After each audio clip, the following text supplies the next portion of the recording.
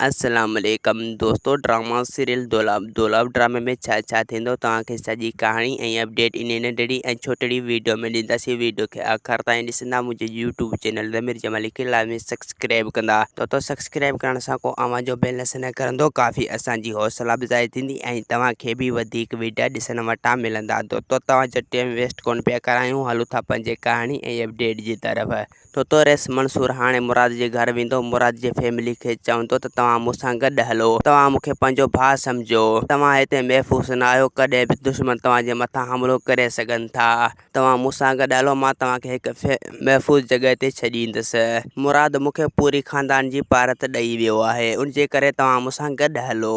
ऐं ॿिए पासे रेज़न शाहनवाज़ खे चवंदो त मूं मंसूर जो बिलो करे छॾियो आहे, तमामु जल्द ॾिसंदे त उहो लेटल हूंदो ऐं अञा 2 कबूतर आहिनि जिन जो तोखे बिलो करणो पवंदो।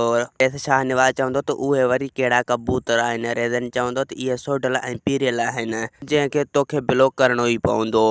ऐं ॿिए पासे अम्मा साण रेस मंसूर खे चवंदो त सोढल वारनि जी होश ॿाराणी हुई, तूं इहा ग़लती बि न कजां, पंहिंजा होश न विञाइजां। रेस मंसूर चवंदो त अम्मा मुंहिंजी एतिरी तेज़ तबीयत बि न आहे जो मां पंहिंजा होश विञाए वेही रहां, ऐं मां मसइलनि खे हल करणु खूब ॼाणियां थो।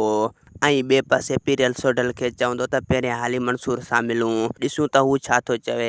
सोढल चवंदो त उन खां पहिरियां असांखे रेस शाहनवाज़ सां मिलणो ई पवंदो। पीरियल चवंदो त रेस शाहनवाज़ असांजो दुश्मन आहे। सोढल चवंदो त मिलण खां पोइ पक थी वेंदी त हू असांजो दुश्मन आहे या सॼण। सोढल चवंदो असां मीर शाहनवाज़ जे राज जा आहियूं, हू असांजो चङो आहे, असांखे बि ख़बर पवे त हू असांजो सॼण आहे या दुश्मन। दोस्तों असांखे ॾींदा हाणे इजाज़त, वरी तव्हां सां मिलंदासीं कंहिं नई ईंदड़ वीडियो में। जेसीं ताईं पंहिंजो ख़्यालु रखंदा। ख़ुदा हाफ़िज़।